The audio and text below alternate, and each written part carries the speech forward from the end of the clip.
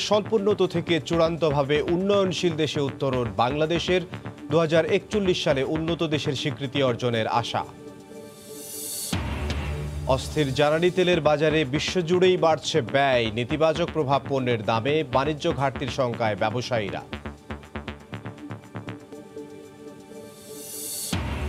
গৃহস্থালী ও শিল্প কারখানার বর্জ্যে দূষণের কবলে চট্টগ্রামের কর্ণফুলী নদী, বিলুপ্ত 35 প্রজাতির মাছ, সংকটাপন্ন জলজ প্রাণী ও জীব বৈচিত্র্য।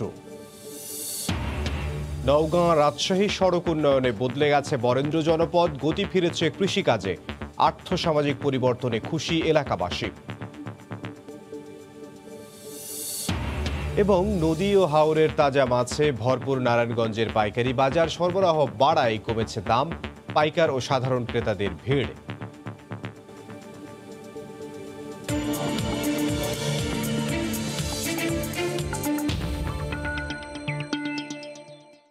দেখছিলেন শিরোনাম। আমন্ত্রণ জানাচ্ছি দেশ ও দেশের বাইরের অর্থ বাণিজ্যের নানা খবর নিয়ে আমাদের নিয়মিত আয়োজন এ সময়ের বাণিজ্যে। আপনাদের সঙ্গে আছি আমি ইমদাদুল হক।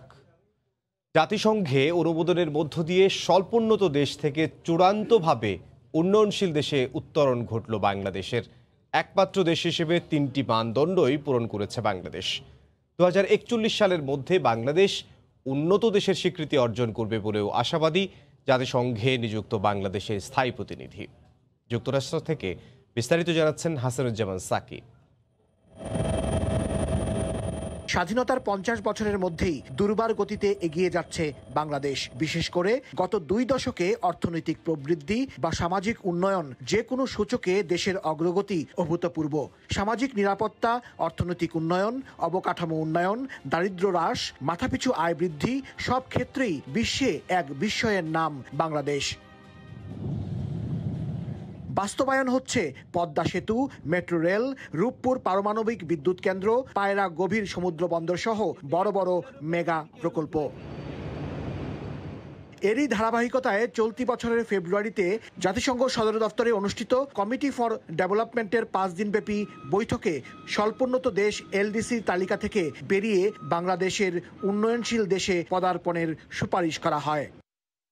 বুধবার জাতিসংঘ সাধারণ পরিষদে সর্বসম্মতিক্রমে এলডিসি থেকে চূড়ান্তভাবে বাংলাদেশের উত্তরণের ঐতিহাসিক প্রস্তাব গৃহীত হয়েছে। এর মধ্য দিয়ে পরবর্তী ধাপে উত্তরণের সব প্রক্রিয়া সম্পন্ন হলো। প্রস্তাব গৃহীত হওয়ার পর জাতিসংঘে নিযুক্ত বাংলাদেশের স্থায়ী প্রতিনিধি রাষ্ট্রদূত রাবাব ফাতিমা বক্তব্য রাখেন। পরে সময় সংবাদকে তিনি জানান, 2021 সালের মধ্যে উন্নত সমৃদ্ধ দেশে রূপান্তরিত হওয়ার বিষয়ে আশাবাদী বাংলাদেশ। আমাদের 50th অ্যানিভার্সারি উদযাপন, বঙ্গবন্ধুর শতবার্ষিকী উদযাপন, এই 2টা বড় হিস্টোরিক্যাল ইভেন্টে আমাদের এই গ্র্যাজুয়েশনটা আসছে। কোভিডের মাঝখানে যেখানে সারা দুনিয়াতে আসলে there is a lot of uncertainty, আরও 2টা দেশ ছিল যাদেরও অ্যাকচুয়ালি রেকমেন্ডেশন ছিল, তারা সরে আসছে। সেই জায়গায় বাংলাদেশ অ্যাকচুয়ালি অত্যন্ত আগ্রহী ছিল যে আমাদের কীভাবে গ্র্যাজুয়েশনের প্রসেসটা যেন কোনোভাবেই বিঘ্নিত না হয়, কোনোভাবে ডিলেড না হয়। এবং আমি আজকে জেনারেল অ্যাসেম্বলিতেও আমার রিয়াকশনে বলেছি যে this actually demonstrates or represents our national aspiration, long cherished national aspiration, যে আমরা গ্র্যাজুয়েশন এলডিসি ক্যাটাগরি থেকে বেরিয়ে আসব। মাননীয় প্রধানমন্ত্রী বলেছিলেন ওনার ভিশন 2021-এ যে 2021 সালের মধ্যে বাংলাদেশ একটা মধ্যম আয়ের দেশে পরিণত হবে। এবং আমরা মনে করি যে আজকের এই রেজলিউশন যে অ্যাডপশন হয়েছে সেটা এটারই একটা প্রতিফলন। মাথাপিছু আয়, মানব সম্পদ সূচক এবং অর্থনৈতিক ভঙ্গুরতা, এই 3টি মানদণ্ডই পূরণ করেছে বাংলাদেশ। কোন দেশ স্বল্পোন্নত হবে বা কোন দেশ উন্নত বা উন্নয়নশীল হবে তা নির্ধারণ করার একমাত্র এখতিয়ার জাতিসংঘ সাধারণ পরিষদের। সরকার সবসময় দেশে এবং দেশের বাইরে বাংলাদেশের উন্নয়নের কথা বলে আসছে। সরকারের এই দাবিটি বুধবার আনুষ্ঠানিকভাবে স্বীকৃতি পেল এই বিশ্বমঞ্চে। হাসানুজ্জামান সাকি, সময় সংবাদ, জাতিসংঘ সদর দপ্তর, নিউ ইয়র্ক। দ্বিতীয় পর্যায়ে আজ ভাষাঞ্চর যাচ্ছে প্রায় 400 রোহিঙ্গা। নৌবাহিনীর তত্ত্বাবধানে চট্টগ্রাম বোট ক্লাব থেকে জাহাজে করে তাদের নেওয়া হবে ভাষাঞ্চরে। এই মুহূর্তে চট্টগ্রাম বোট ক্লাবে আছেন সহকর্মী কমল দে। বিস্তারিত জানতে সরাসরি যাব তার কাছে। কমল, ধন্যবাদ এমদাদ। আবারও ভাষান্তরমুখী হয়েছেন রোহিঙ্গারা।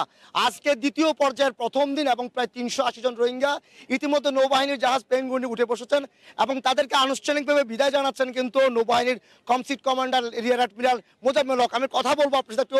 আজকে আমরা দেখতে পাচ্ছি আবারও সব প্রণোদিত রোহিঙ্গারা কিন্তু ভাষান্তরমুখী হচ্ছে। এক্ষেত্রে যারা যাচ্ছেন তাদেরকে আপনারা কি কি ব্যবস্থা নিয়েছেন এবং তাদের জন্য ভাষান্তরে আজকে কি ব্যবস্থা আছে?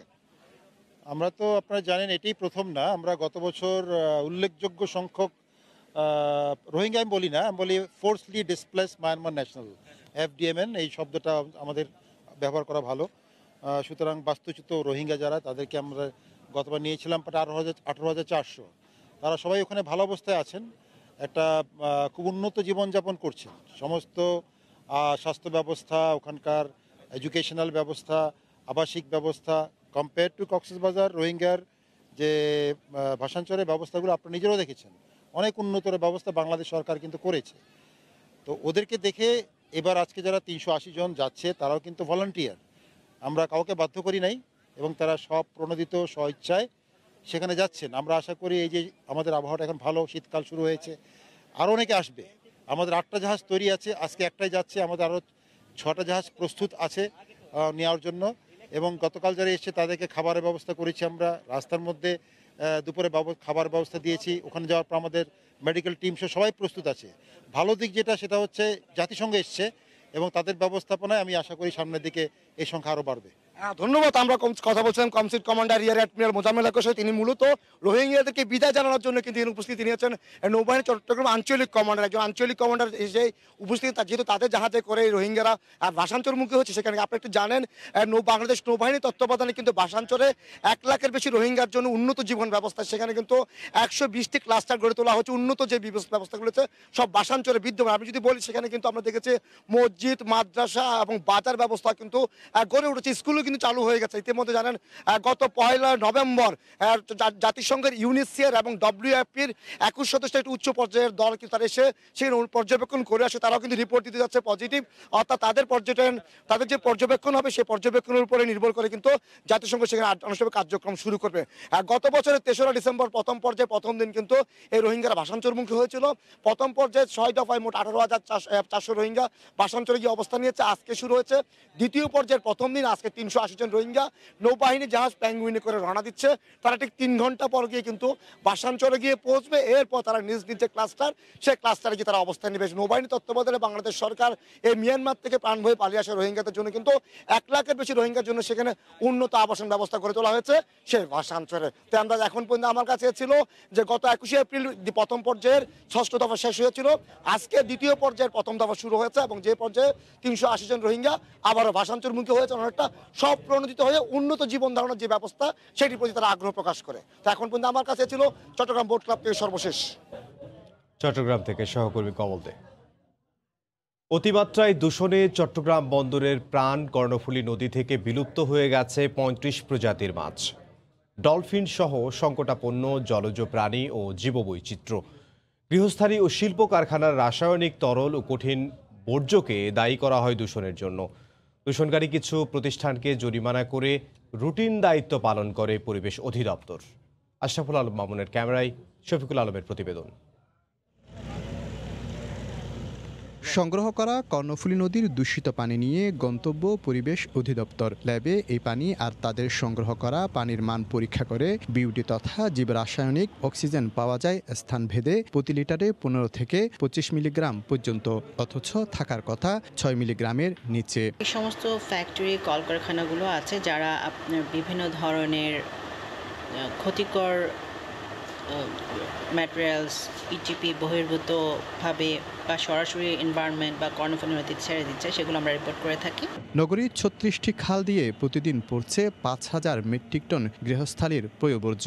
সে সাথে 350 শিল্প কারখানার রাসায়নিক তরল ও কঠিন বর্জ্যও যোগ হচ্ছে। ডুবন্ত তেলবাহী জাহাজের কালো তেল ও পলিথিনের স্তর দূষণ বাড়াচ্ছে বহুগুণে। বিভিন্নভাবে যে শিল্প বর্জ্য, শহরের বর্জ্য সবগুলো কর্ণফুলীতে পড়ার কারণে এখন মাছ বসবাসের কোনো উপযুক্ত নেই এখানে। এক গবেষণা বলছে অতিমাত্রায় দূষণের কারণে মলা, ঢেলা, কাচকিসহ বিলুপ্ত ৩৫ প্রজাতির মাছ, কিছু মাইগ্রেট করার পাশাপাশি হুমকিতে ২০ প্রজাতি, সংকটে অন্যান্য জীব বৈচিত্র্য।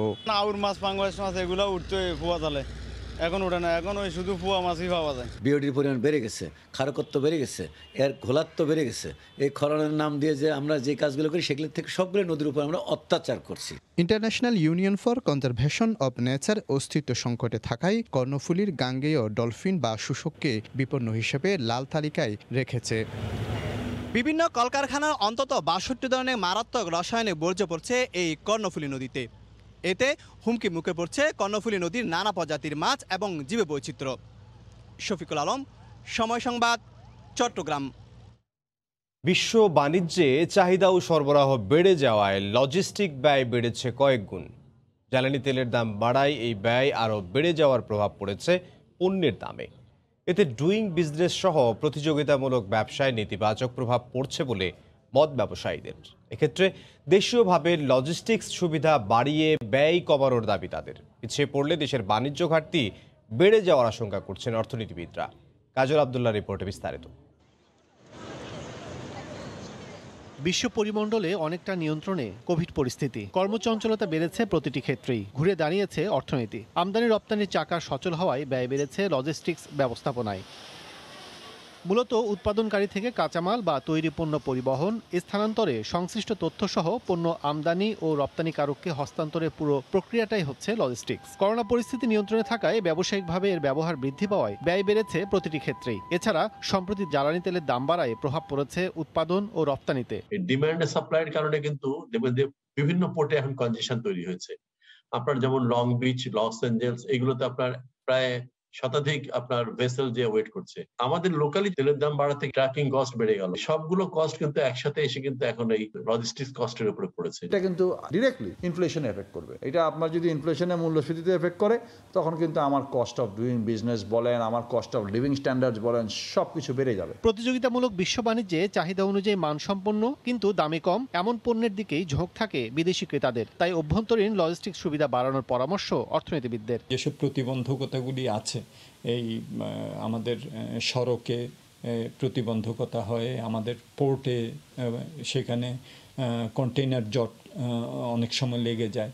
সো এগুলোকে যদি আমরা অ্যাড্রেস করতে পারি তাহলে লজিস্টিক্সও ইমপ্রুভ করবে, আমার প্রতিযোগিতা সক্ষমতাও কিন্তু টু দ্যাট এক্সটেন্ট বাড়বে। বৈশ্বিক লজিস্টিক্স সূচক ২০১৮ অনুযায়ী ১০০তম অবস্থানে থেকে এশিয়ার অন্যান্য দেশের তুলনায় অনেকটাই পিছিয়ে আছে বাংলাদেশ। কাজল আব্দুল্লাহ, সময় সংবাদ, ঢাকা। বেগম খালেদা জিয়াকে বিদেশে চিকিৎসার অনুমতি দেওয়ার দাবিতে জাতীয় প্রেস ক্লাবের সামনে যুবদলের সমাবেশ চলছে। এই মুহূর্তে সেখানে আছেন সহকর্মী আহমেদ সানিহীন। সরাসরি যাব তার কাছে। সানিহীন, আমি আগের সংবাদে যেমন জানাচ্ছিলাম যে হাসপাতালে চিকিৎসাধীন বিএনপি নেত্রী বেগম খালেদা জিয়ার সুচিকিৎসা এবং উন্নত চিকিৎসার জন্য বিদেশে প্রেরণের দাবিতে বিএনপি বেশ কদিন যাবতই রাজপথে রয়েছে বিভিন্ন কর্মসূচি নিয়ে। তারই ধারাবাহিকতায় আজকে বিএনপির অঙ্গ সহযোগী সংগঠন যুবদলের সমাবেশ অনুষ্ঠিত হচ্ছে জাতীয় প্রেস ক্লাবের সামনে, যেখানে বিএনপি মহাসচিব মির্জা ফখরুল ইসলাম আলমগীর, যিনি প্রধান অতিথি রয়েছেন, এবং সঙ্গে রয়েছেন শীর্ষ নেতৃবৃন্দ এবং দলের অঙ্গ সহযোগী সংগঠনের নেতৃবৃন্দ রয়েছেন।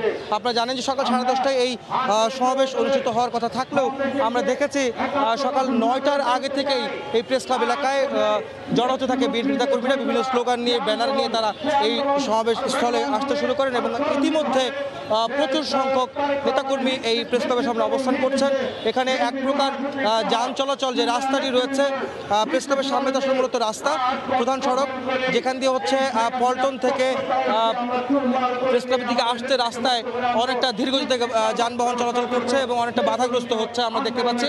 আর এছাড়া যদি বলতে চাই যে বিএনপির চেয়ারপারসনের মুক্তি এবং তাকে বিদেশে নেওয়ার দাবিতে বেশ কয়েকদিন যে আন্দোলন চলছে তার মধ্যে তারা কিন্তু গণ অনশন করেছে বিএনপি।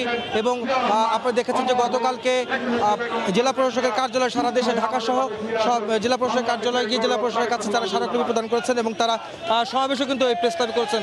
এবং এখন থেকে আজকে থেকে কিন্তু নতুন করে আরও কর্মসূচি ঘোষণা করা হয়েছে 8 দিনের, যেটি গতকালকে যৌথ সভার বিএনপির সেই সভা শেষে কর্মসূচি ঘোষণা করা হয়, যেখানে বিএনপির অঙ্গ ও সহযোগী সংগঠন এবং কেন্দ্রীয় বিএনপি সহ তারা সমাবেশ, মানববন্ধন, মৌন মিছিল সহ বিভিন্ন কর্মসূচি তারা ঘোষণা করেছেন এবং তারই ধারাবাহিকতা আজকে কিন্তু প্রথম দিন চলছে।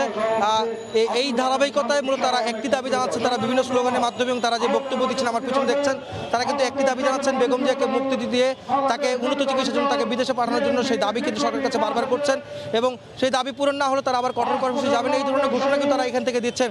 তবে মূল বক্তা যে রয়েছেন প্রধানমন্ত্রী মির্জা ফখরুল ইসলাম আলমগীর, তার বক্তব্যে আসলে পরবর্তী কর্মসূচি কিংবা পরবর্তী আলোচনা তার বক্তব্য থেকে আসলে উঠে আসবে, সেটি আমরা অপেক্ষায় থাকবো।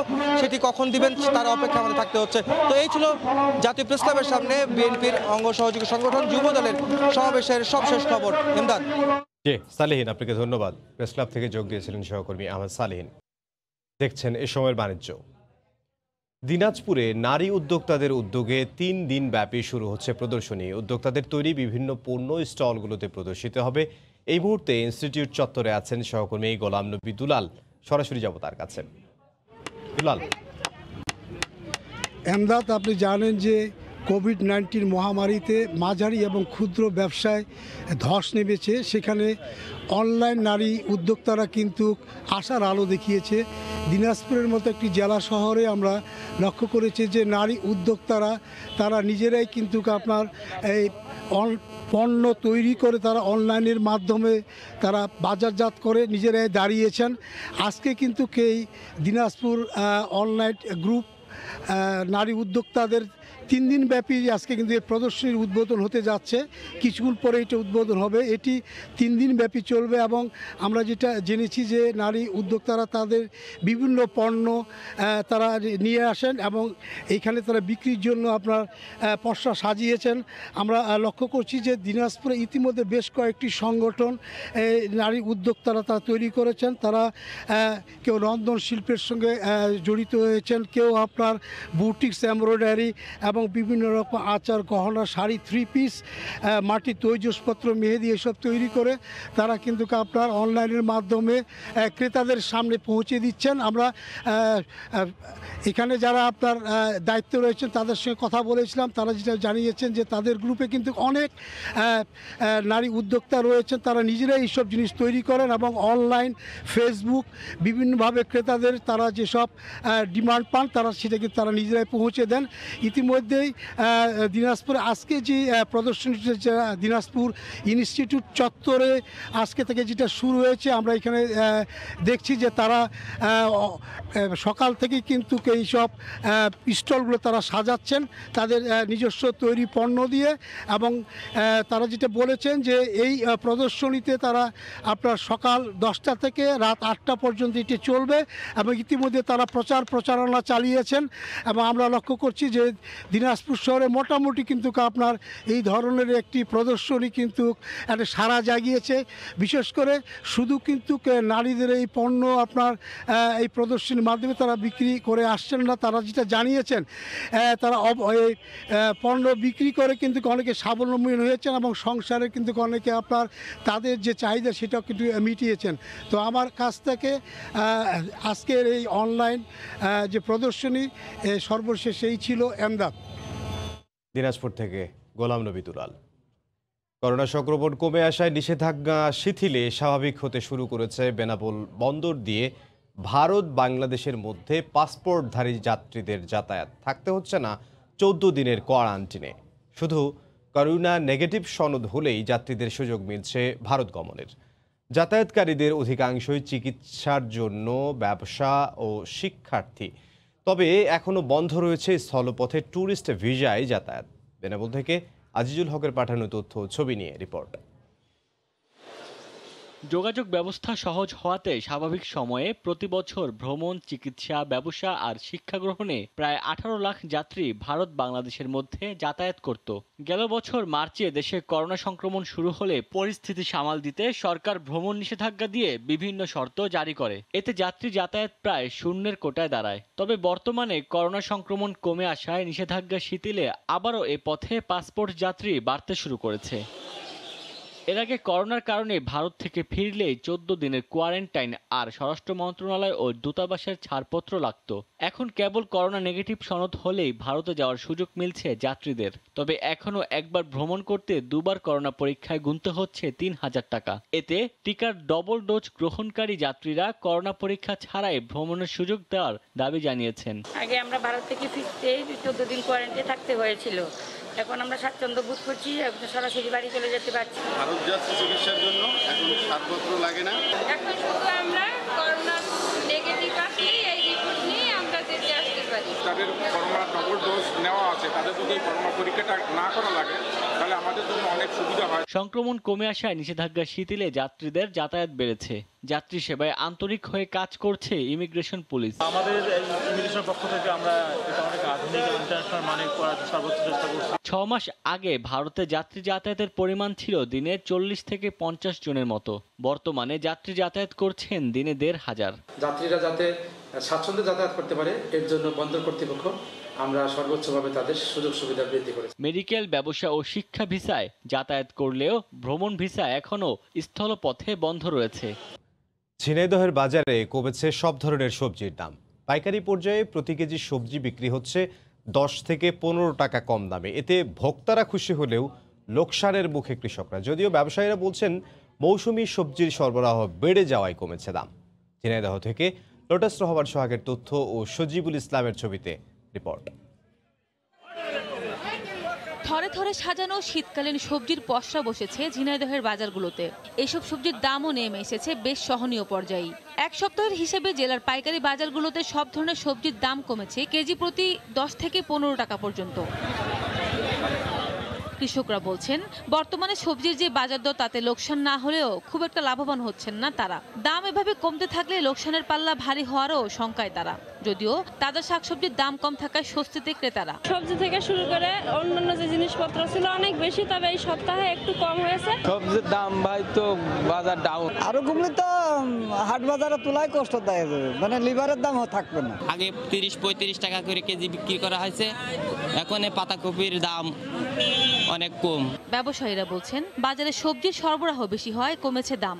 আরো কয়েক সপ্তাহ দাম কমতির দিকে থাকবে বলেও মনে করছেন তারা। শীত মৌসুমে যত সবজি সব সবজি বাজারে উঠে গেছে, এই কারণে বাজার কমে গেছে। এখানকার ব্যবসায়ী সমিতির দেওয়া তথ্য মতে প্রতিদিন নতুন হাট খোলায় 10 থেকে 12 লাখ টাকার সবজি কেনা বেচা হয়। সময় সংবাদ, ঝিনাইদহ। নদী ও হাওরের তাজা মাছে ভরপুর নারায়ণগঞ্জের পাইকারি বাজার। সরবরাহ ভালো থাকায় কমেছে মাছের দাম। মাছ কিনতে ভোর থেকে বাজারে ভিড় দূর দূরান্তের পাইকার ও সাধারণ ক্রেতাদের। নারায়ণগঞ্জ থেকে শওকত আলী সৈকতের তথ্য ও আরিফ হোসেনের ছবি নিয়ে রিপোর্ট। শীতলক্ষ্যা নদীর পশ্চিম তীরে নারায়ণগঞ্জ শহরের 3 নম্বর ঘাটের এই পাইকারি বাজারে চলছে মাছের কেনাবেচা। নদী ও হাওরের রুই, কাতল, ইলিশ, বোয়াল ছাড়াও মিলছে সামুদ্রিক নানা প্রজাতির মাছ। সরবরাহ ভালো থাকায় দামও ক্রেতাদের নাগালে। প্রকারভেদে প্রতি কেজি মাছের দাম 100 থেকে 300 টাকা পর্যন্ত কমেছে। অরিজিনাল পদ্ধতি এখন 1 কেজি, 1.5 কেজি, 2 কেজি সাইজেরও আছে, ছোট সাইজও আছে। দাম সীমিতর মধ্যে আছে, 1000, 1100, 1200 টাকা কেজি। 900 টাকা এর মাছ, কোরাল মাছ আছে 500 টাকা কেজি, বড়টা আছে মনে করেন 650, চিংড়ি মাছ 1100, বড়টা পরেরটা হইল আপনার 950। ফরমালিন মুক্ত এই তাজা মাছ কিনতে দূর দূরান্ত থেকে আসা পাইকার ও সাধারণ ক্রেতাদের ভিড় বাজারে। এছাড়া মাছ কেটে নিয়ে যাওয়ার বাড়তি সুবিধাও রয়েছে এখানে। এলাকার যে বাজারগুলো, সেই বাজারে মাছের দামও বেশি থাকে এবং মাছের কোয়ালিটিও ভালো থাকে না। তো এখানে আসলে অনেক কম দামে বেশি মাছ এবং ভালো মাছ পাওয়া যায়। এখানে সবসময় তাজা মাছটা পাওয়া যায়, আর এলাকায় তো ভালো মাছ পাওয়া যায় না, ফরমালিন মুক্ত মাছ, এইজন্য আর নানা পথে মাছ পাওয়া যায়। আসার মূল কারণ হচ্ছে একটাই যে এখানে মাছটা কেটে নিয়ে যাওয়া যায়। 200 বছরের পুরানো পাইকারি এই মাছ বাজারে আছে শতাধিক আড়তদার ও হাজারের বেশি ব্যবসায়ী। প্রতিদিন ভোর থেকে বেলা 11টা পর্যন্ত বিক্রি হয় প্রায় 3 কোটি টাকার মাছ। সময় সংবাদ, নারায়ণগঞ্জ। খুলনা বন্যপ্রাণী উদ্ধার ও পুনর্বাসন কেন্দ্রে নেই কোনো চিকিৎসক। অসুস্থ বন্যপ্রাণীর চিকিৎসা দেয়া প্রতিষ্ঠানটির নেই আধুনিক সুযোগ সুবিধাও। একটি অপারেশন থিয়েটার থাকলে তা ব্যবহার হয়নি কখনো। এখানকার প্রাণীগুলোর চিকিৎসা দেয়া হয় মোবাইল ফোনের মাধ্যমে ও অন্য প্রতিষ্ঠানের চিকিৎসক দিয়ে। তবে কর্তৃপক্ষ বলছে সামান্য যে সমস্যাগুলো রয়েছে এই সমস্যাগুলো নিরসনের চেষ্টা করছেন তারা। খুলনা থেকে আবদুল্লাহ আল মামুন রুবেলের প্রতিবেদন, ক্যামেরায় ছিলেন আব্দুল হালিম। বন্যপ্রাণী পুনর্বাসন কেন্দ্রে প্রবেশের পর সুন্দরী ময়ূর দেখে আপনার মন প্রফুল্ল হয়ে উঠতেই পারে, কিন্তু এখানে থাকা দুটি ময়ূর অসুস্থ অবস্থায় 3 মাসেরও বেশি সময় ধরে আছে। এর মধ্যে একটি চলছে খুঁড়িয়ে খুঁড়িয়ে। এই কেন্দ্রে থাকা একটি হরিণ, বেশ কিছু ঘুঘু পাখি, বানর, ময়না পাখি সহ যা আছে তার অধিকাংশই অসুস্থ। সুস্থ করে এদের ফিরিয়ে নেওয়ার কথা গাজীপুরের বঙ্গবন্ধু সাফারি পার্কে। খুলনা বিভাগের 10 জেলাসহ পদ্মার এপারের 21 জেলা আর সুন্দরবন থেকে উদ্ধার হওয়া প্রাণীদের আশ্রয় ও চিকিৎসা দেওয়ার লক্ষ্যে 2015 সালে খুলনায় বন বিভাগের নিজস্ব জমিতে প্রতিষ্ঠা হয় কেন্দ্রটি। শুরুর দিকে কিছুদিন থাকলেও দীর্ঘদিন ধরে এখানে নেই চিকিৎসক। পশু প্রাণীদের চিকিৎসার জন্য একটি অপারেশন থিয়েটার থাকলেও তাও ব্যবহার হয়নি কোনো দিনই। যখন গুরুতর কোনো সমস্যা হয় তখন আমাদের এই চিকিৎসার ব্যাপারে অনেকটা সমস্যার সম্মুখীন হয়। চিকিৎসকের অভাবে চিকিৎসা সংকটের কথা স্বীকার করে দ্রুত ব্যবস্থা নেয়ার কথা জানান খুলনা বিভাগীয় বন কর্মকর্তা। এটা একটা প্রকল্পের মাধ্যমে তৈরি করা হয়েছিল। তখন আমাদের একজন ভেটেরিনারি ডাক্তার ছিল, কিন্তু প্রকল্প শেষে আপাতত এখন আর ডাক্তার নাই। কেন্দ্রটিতে ছোট প্রাণী রাখার সুযোগ থাকলেও নেই উদ্ধার হওয়া বড় প্রাণীকে আশ্রয় দেওয়ার কোনো ব্যবস্থা। নতুন করে বড় প্রাণী রাখার জন্য খুলনা বন বিভাগের পক্ষ থেকে উদ্যোগ নেওয়া হয়েছে বলে জানান তিনি। বিভিন্ন রিসর্টে অনুমোদনহীনভাবে যে সমস্ত প্রাণী রাখা হয়েছে ওগুলো উদ্ধার করলে আমাদের তাৎক্ষণিকভাবে আমাদের ওই ঢাকায় পাঠিয়ে দিতে হয়, তাদেরকে একটু রেস্ট বা সেবা শুশ্রূষা দেওয়ার সুযোগ থাকে না। এগুলো আমরা উন্নয়ন করার চিন্তা ভাবনা করছি। খুলনা বন্যপ্রাণী পুনর্বাসন কেন্দ্রে বর্তমানে বিভিন্ন প্রজাতির 22টি প্রাণী রয়েছে। দেখছেন এই সময়ের বাণিজ্য। সড়কের চারপাশে রোপণ করা গাছের দৃষ্টিনন্দন ফুলগুলো ছড়াচ্ছে সৌন্দর্যের শোভা, আর মসৃণ সড়কে ছুটে চলা গাড়ি কাঙ্ক্ষিত সময়ে পৌঁছে যাচ্ছে গন্তব্যে। দুর্ভোগ আর দুর্গতির অবসান শেষে এক স্বপ্নের সড়ক। 439 কোটি টাকা ব্যয়ে 73 কিলোমিটার নওগাঁ রাজশাহী সড়ক উন্নয়ন প্রকল্প বাস্তবায়নে বরেন্দ্র জনপদের কৃষি ও অর্থনীতিতে এসেছে আমূল পরিবর্তন। নওগাঁ থেকে এমআর রকির রিপোর্ট, ক্যামেরায় ছিলেন রকিবুল ইসলাম। কৃষি নির্ভর নওগাঁ জেলায় বছরে 4 মৌসুমে 28 লাখ মেট্রিক টন ধান, প্রায় 4.5 লাখ মেট্রিক টন আম সহ কৃষি নানা পণ্য উৎপাদন হয়। প্রান্তিক চাষিরা ফসলের ন্যায্য দর পেতে খোঁজেন শহরের বাজার। সড়ক ও জনপথ অধিদপ্তর সান্তাহার মোড় থেকে রাজশাহী নোহাটা পর্যন্ত সড়ক উন্নয়ন প্রকল্প বাস্তবায়নে কাজ শুরু করে। বৃহৎ এ সড়ক প্রকল্পই বদলে দিয়েছে সবকিছু। অথচ এই সড়কটি 2 বছর আগেও দুর্ভোগ আর দুর্গতি হিসেবে পরিচিত ছিল। কৃষি প্রধান এ জেলার পণ্য পরিবহন সহ নানা কাজে নওগাঁ রাজশাহী সড়কটি ব্যাপক গুরুত্ব বহন করে। 73 কিলোমিটারের সড়ক সংস্কারে এই অঞ্চলে আর্থসামাজিক পরিবর্তনে ইতিবাচক প্রভাব পড়েছে বলে মনে করছে স্থানীয়রা। আগে খুবই খানা খদ্দে ভরা ছিল, তখন রাজশাহী যেতে আমাদের প্রায় 4 ঘন্টা 5 ঘন্টা সময় লাগতো। খুব আমাদের গাড়ি চালানোর সমস্যা হতো। এখন এখান থেকে আমরা 50 মিনিটের রাস্তায় চলে যেতে পারি, খুব দ্রুত আমরা রুগী যেতে পারি। সড়ক উন্নয়ন প্রকল্পের দুপাশে রোপণ করা হয়েছে ফলজ, বনজ, ঔষধি ছাড়াও দৃষ্টিনন্দন ফুলের গাছ। হেমন্তের মৃদু বাতাসে গাছে গাছে ফোটা ফুলগুলো ছড়াচ্ছে সৌন্দর্যের শোভা। এছাড়া পুরো সড়ক জুড়ে স্থাপন করা হয়েছে অত্যাধুনিক সাইন সিগন্যাল। এসব সিগন্যাল থেকে সহজেই মিলছে গন্তব্যের নির্দেশনা। 438 কোটি 94 লাখ টাকার সড়ক উন্নয়ন প্রকল্প ধরা হলেও গুণগত মান ঠিক রেখে 26 কোটি টাকা কম খরচেই সড়কের কাজ শেষ করার কথা জানান সড়ক বিভাগের এই কর্মকর্তা। এই অত্র অঞ্চলের যে ধান এবং আম দেশের বিভিন্ন জায়গায় পরিবহনে একটি সহজ একটা অবলম্বন সৃষ্টি হয়েছে। এছাড়াও এই অঞ্চলের মানুষের সামগ্রিক জীবনমান উন্নয়নে এই সড়কটি একটি বিশাল ভূমিকা পালন করছে। 2017 সালে শুরু হওয়া এই সড়ক উন্নয়ন কাজ শেষ হয় গেল 30 জুন। এমআর রকি, সময় সংবাদ, নওগাঁ। অ্যাড মানি সেবার মাধ্যমে পূবালী ব্যাংকের 69 লাখ গ্রাহক এখন তাৎক্ষণিকভাবে টাকা আনতে পারবেন বিকাশ অ্যাকাউন্টে। আর খুব শিগগিরই চালু হচ্ছে বিকাশ থেকে পূবালী ব্যাংকের অ্যাকাউন্টে টাকা জমা দেওয়ার সুবিধাও। সম্প্রতি রাজধানীর একটি হোটেলে পূবালী ব্যাংক ও বিকাশ এই যৌথ সেবার আনুষ্ঠানিক উদ্বোধন করে। এই দুই সেবার পাশাপাশি দেশ জুড়ে পূবালী ব্যাংকের এটিএম বুথ থেকে ক্যাশ আউট সেবাও নিতে পারবেন বিকাশ গ্রাহকরা, এমনকি প্রবাসীরাও পাঠাতে পারবেন রেমিটেন্স। উদ্বোধনী অনুষ্ঠানে উপস্থিত ছিলেন পূবালী ব্যাংকের ব্যবস্থাপনা পরিচালক শফিউল আলম খান এবং বিকাশের সিইও কাবাল কাদির।